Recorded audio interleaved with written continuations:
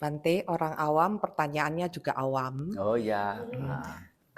Pertanyaannya masih seputar leluhur dan peta dan binatang. Kalau leluhur itu berarti kan memang sudah dekat dengan kita tadinya.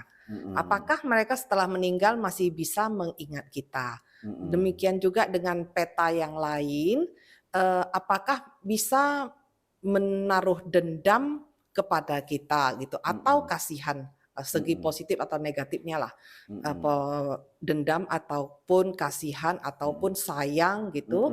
Dan kemudian kalau binatang setelah mereka misalnya menjelma menjadi anjing atau kucing dekat rumah kita, apakah mereka masih bisa mengingat kita gitu. Terima kasih Bante. Hal seperti ini itu tidak bisa komen pribadi penjawab itu yang dijadikan dasar untuk menjawab pertanyaan. Bisa sebatas bahwasanya di Pustaka Suci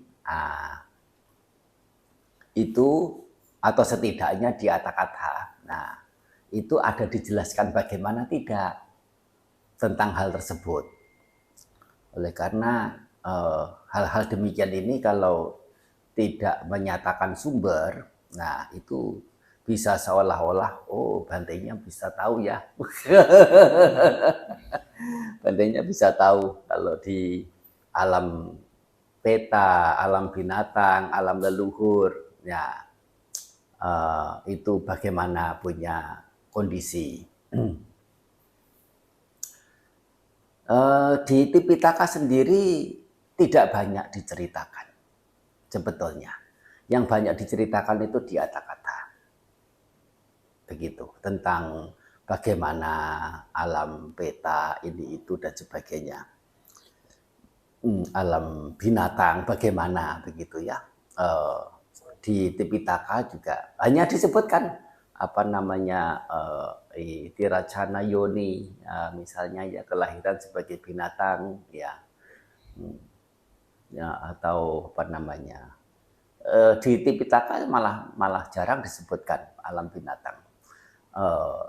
Hanya Dugating Menipatang Nirayang. Dugating Menipatang Nirayang itu sendiri juga sifatnya sangat filosofis. Dugati itu artinya terpuruk.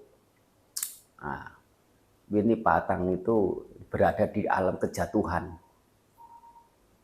Nirayang di alam neraka. Nir ayak, nir tidak, ayak itu kemajuan, alam kemerosotan sebetulnya, tidak mengacu khusus ke neraka juga. Nah itu secara umum ya seperti itu. Nah di sini apabila berkaitan dengan alam-alam di setelah alam kematian atau di luar alam manusia yang hidup di dunia ini bagaimana? Apakah masih ada emosi?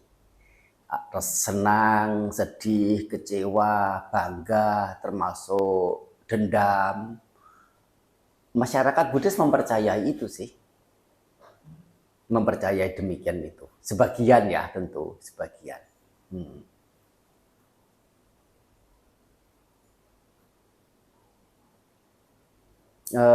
Apakah termasuk bisa mengingat? Kalau misalnya di Tirokuda Sutta sendiri itu juga dijelaskan bahwa mereka para peta, nah kita harus mengerti kata peta ini. Peta artinya itu makhluk-makhluk yang berada di satu alam yang boleh dikatakan sengsara. Tapi itu baru satu makna. Makna kedua adalah siapapun yang telah meninggal sebutannya peta. Dari kata pak dan eta.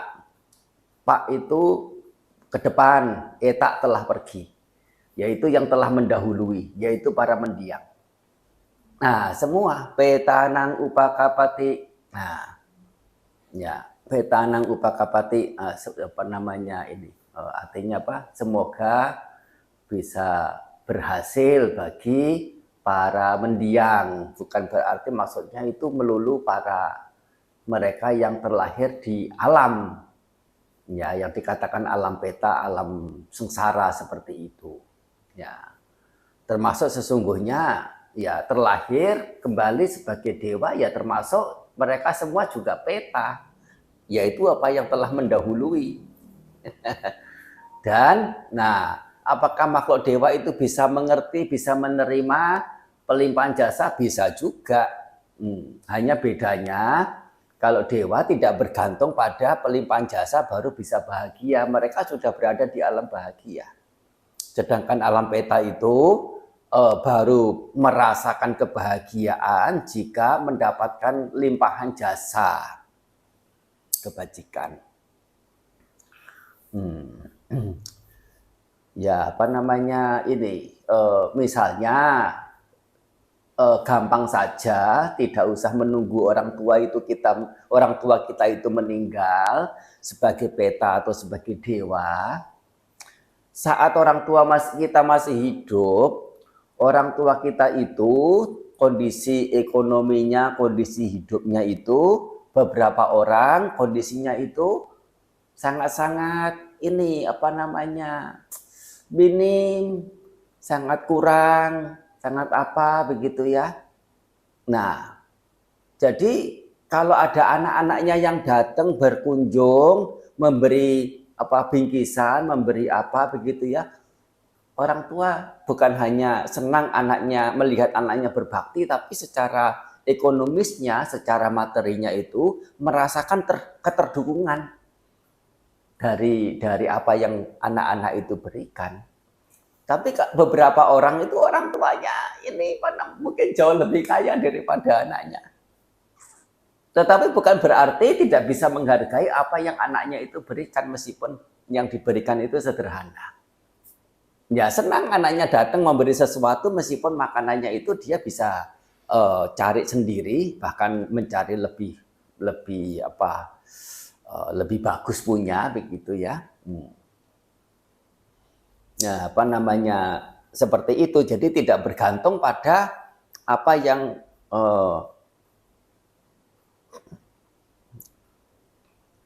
sanak keluarga itu berikan kalau terlahir di alam dewa. Tapi kalau terlahir di alam yang sengsara, nah itu sangat-sangat bergantung pada kehidupan di alam manusia ini, baik itu anak cucu atau juga mereka-mereka yang pernah mendapatkan sesuatu dari dia, telah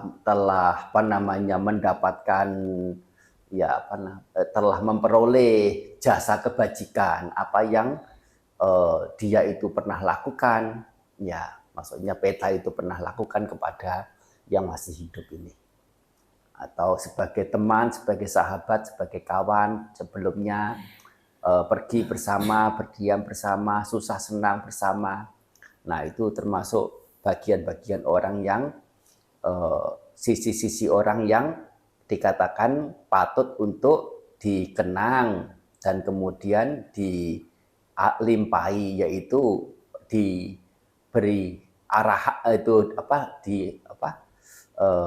menjadi arah tujuan dalam meneruskan kebajikan yang dilakukan itu kepada mereka.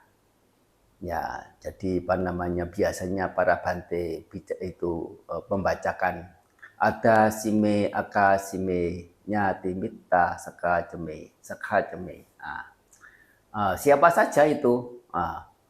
Dia yang telah memberi sesuatu kepadaku, dia yang telah melakukan sesuatu untukku, dia yang menjadi kerabat familiku, dia yang menjadi sahabatku, dia yang menjadi kawanku. Nah, itu adalah 5 jenis orang yang memungkinkan seseorang itu untuk setelah berbuat bajik mengarahkan jasa kebajikannya kepada mereka. Balik pada pertanyaan,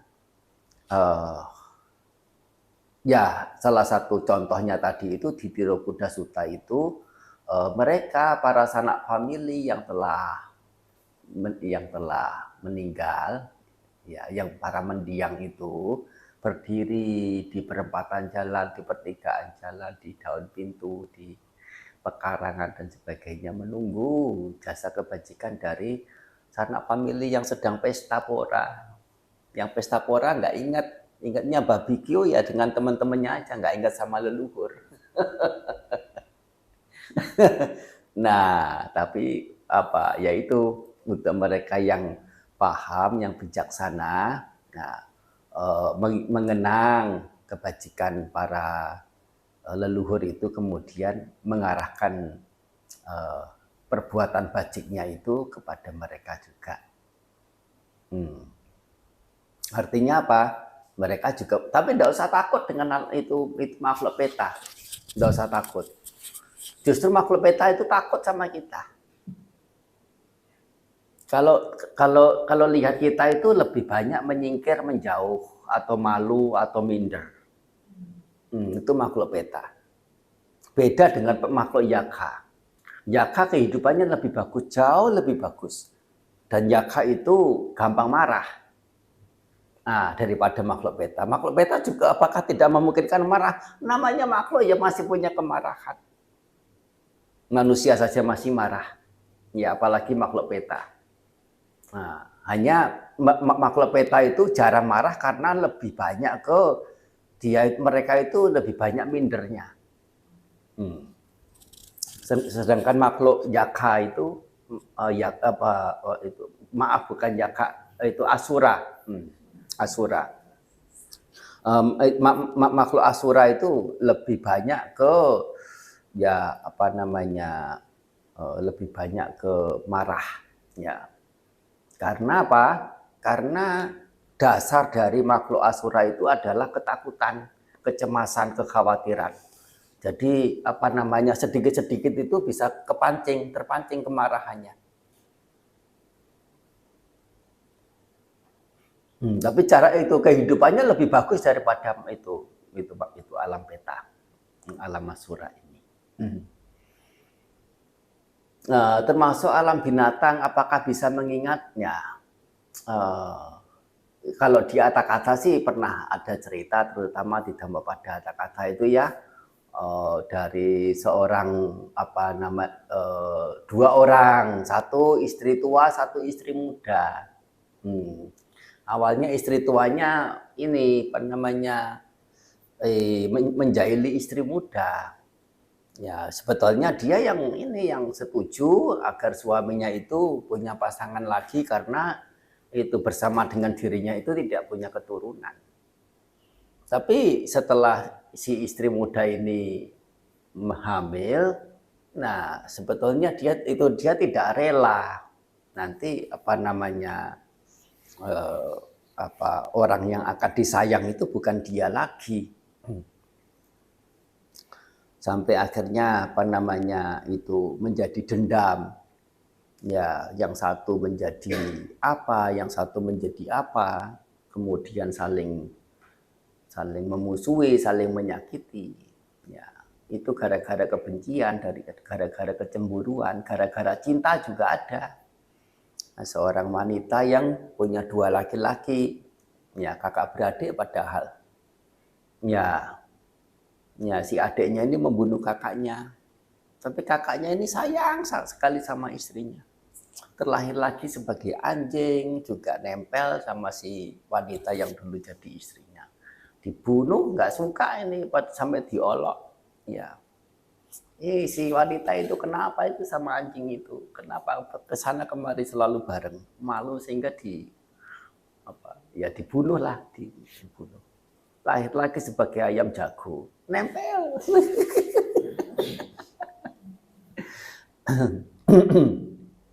Bagaimanapun itu semua tidak usah atau tidak perlu dijadikan sebagai bahan bahan yang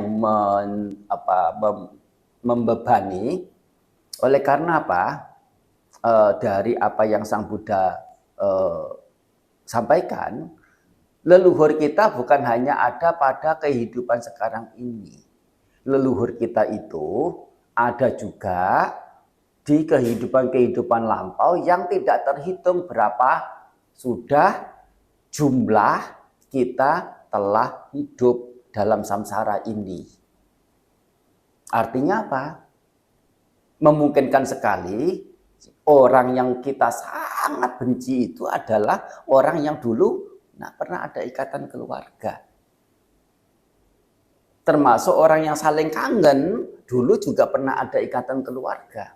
Termasuk orang yang saling cemburu, dulu juga pernah ada ikatan keluarga. Dan Sang Buddha sendiri juga menyatakan, ini dipisahkan. Yaitu ini di Tipitaka sendiri disampaikan. Sang Buddha menyatakan bahwa tidak ada satu orang pun yang tidak pernah ada ikatan famili, keluarga dengan makhluk lain.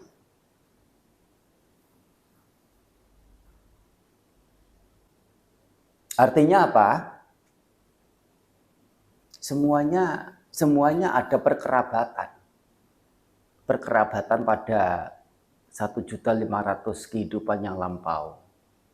Menjadi apa? Menjadi anak dan orang tua, menjadi suami dan istri, menjadi siapa? Saudara atau sebagai apa? Ya, dikatakan tidak pernah ada satu makhluk yang tidak pernah berkerabat dengan makhluk yang lainnya.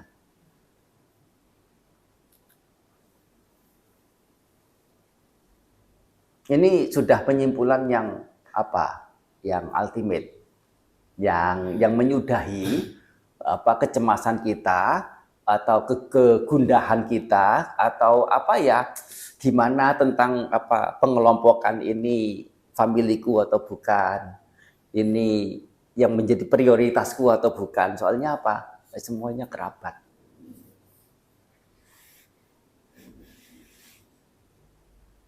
Nah, begitu. Jadi itu yang menjadi jawabannya, Ibu ya. Tidak peduli dia itu siapa, bagaimana, semuanya memungkinkan sebagai kerabat kita, yaitu sanak famili kita. Entah itu. Nah, itu adalah tentu ini adalah pernyataan Sang Buddha yang tercantum di Tipitaka, bukan pernyataan dari saya. Dan kalau itu pernyataan Sang Buddha, bukan hanya sisi kebenarannya, melainkan juga sisi kemanfaatannya yang dapat dipetik dari punya pengertian sedemikian rupa. Ada yang ditanyakan lebih lanjut, silakan. Jadi kalau dia sudah berbentuk peta, tadinya itu punya dendam yang sangat mendalam, berarti sebagai manusia tidak perlu takut atas dendam karena sang peta tidak bisa apa-apa begitu. Tergantung alam peta itu juga mereka punya teman sesama peta juga. Dan kalau mereka banyak, ya mereka bisa demo orangnya juga. Dan kalau misalnya orangnya lengah, peta juga bisa berbuat sesuatu. Berarti seperti kecelakaan di jalan itu karena ada itu ceritanya kan ada yang menurut cerita yang didapat biasanya karena melihat makhluk halus atau karena sesuatu makanya itu beda hal. Itu kasus seperti itu tidak boleh untuk dikait-kaitkan. Orang bercerita itu kok bisa cerita gitu loh. Nah, itu artinya apa? Dia bisa melihat. Nah, maksudnya itu kadang itu orang cerita itu hanya sebatas menilai gitu loh. Oh, itu karena ada peta begini-begini yang itu ini.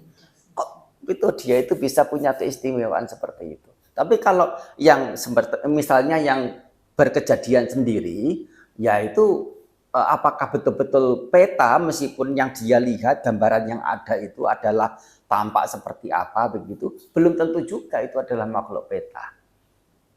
Jadi kita harus memisahkan antara itu kenyataan keberadaan makhluk peta itu dengan kasus kejadian dengan cerita yang lebih banyak ke sisi subjektif. Mengandai, mengangan, menganggap, mengada. Atau salah mengerti. Alih-alih itu memang ya yang sesungguhnya adalah betul-betul makhluk peta sebagaimana yang dimaksud. Jadi artinya apa? Kita tidak boleh terlalu mudah terjebak dalam pernyataan-pernyataan yang sulit dipertanggungjawabkan. Begitu Ibu ya.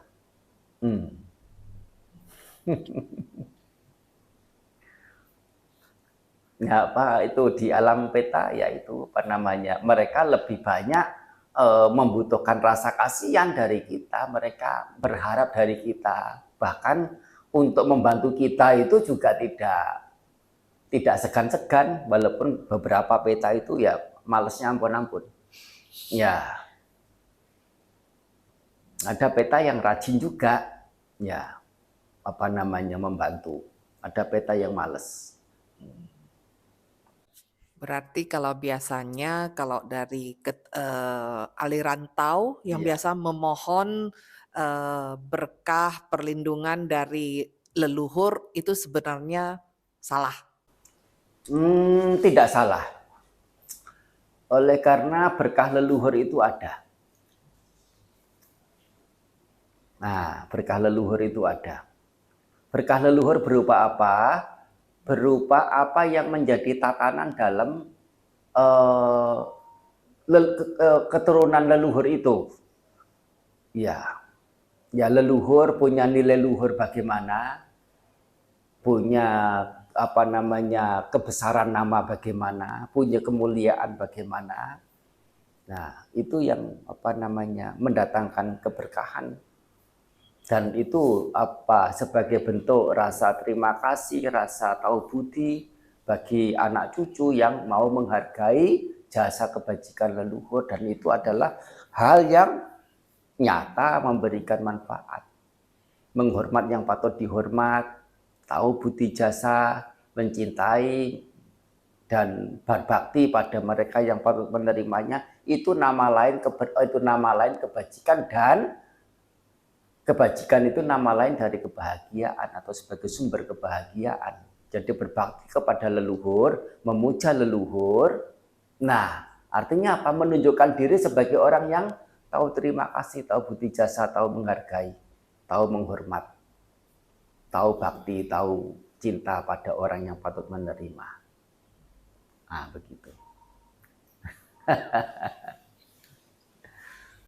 Kalau yang berupa binatang, misalnya dia sudah menjelma menjadi kucing, kemudian berkeliaran di rumah kita, sementara dia kan sembarangan e-nya, kan kita kesal. Jadi kalau kita usir, padahal kucing itu mungkin teman atau apanya kita, apakah sang kucing bisa sedih atau gimana? Ya sedih lah.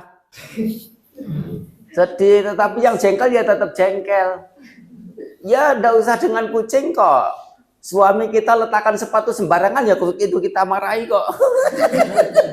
Yang dimarahi ya juga jengkel, betul enggak? Yang namanya serumah. Atau istrinya letak barang itu sembarangan, suaminya jadi cari-cari nggak ketemu, suaminya juga marahi istrinya juga. Istrinya juga kecewa. Itu yang masih hidup.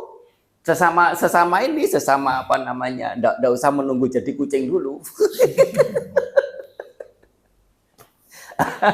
Tapi ya itu mengingat kita perlu memperlakukan siapapun dengan meta, dengan pengharapan baik. Kalaupun tidak ingin dia berdekatan dengan kita, ya caranya yang seetis mungkin, sehewani mungkin. Kalau itu kucing, kalau sesama manusia kan semanusiawi mungkin. pertanyaan saya, Bante, apakah sang kucing itu sedih karena dia diusir atau sedih karena saya tidak mengingat dia? Dua-duanya. Oh, kucing itu kucing, anjing, lembu, apalagi gajah, apalagi monyet, kambing, angsa sekalipun, mereka punya perasaan, mereka punya pemikiran, mereka punya rasa sayang, mereka punya rasa kangen, mereka punya pengharapan baik, mereka siap melindungi. Bukan hanya orang saja yang punya apa, hanya mereka nggak bisa ngomong gitu aja. Tapi emosionalnya itu lengkap seperti manusia.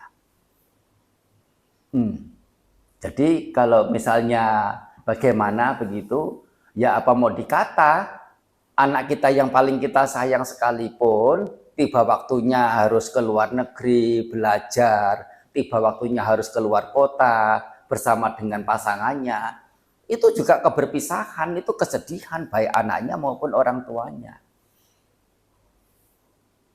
Keberpisahan dari anak terhadap orang tua, tahu orang tuanya sedih enggak? Dia itu memisahkan diri dari orang tua. Tahu orang tua sedih, tapi apa mau dikata juga? Itu loh, apa namanya, kita balik lagi pada kenyataan kehidupan itu bukannya tidak memungkinkan ada. Jadi apa namanya, tapi bagaimana? Ya semua itu sudah menjadi konsekuensi hidup, bertemu, berpisah. Ya asal ya kita dengan apa ya, ini punya pemastian sejauh kita kuat, sejauh kita mampu, kira-kira dia itu apa namanya akan bisa lanjut hidup misalnya ya. Ya apa namanya, misalnya ini kalau mau buang kucing, buang anjing, ya buangnya di itu apa namanya tempat yang kira-kira akan ada orang yang ambil memelihara, bukan ke tempat orang yang siap untuk jadikan barbeque. Begitu. Atau ya di tempat yang tidak memungkinkan dia untuk mendapatkan makanan, itu menyusahkan dia. Ya dikondisikan. Jadi apa namanya, ya urusan kecewa dan sebagainya itu ya itu tidak usah terlalu dicemaskan. Tidak usah terlalu cemas sekali dia akan kecewa ini itu. Dengan anak sendiri, dengan pasangan sendiri kadang kita harus berpisah. Itu kalaupun tidak dalam waktu lama ya dalam waktu sebentar, atau bahkan berpisah selamanya. Nah, itu sangat memungkinkan untuk terjadi. Itu namanya konsekuensi hidup.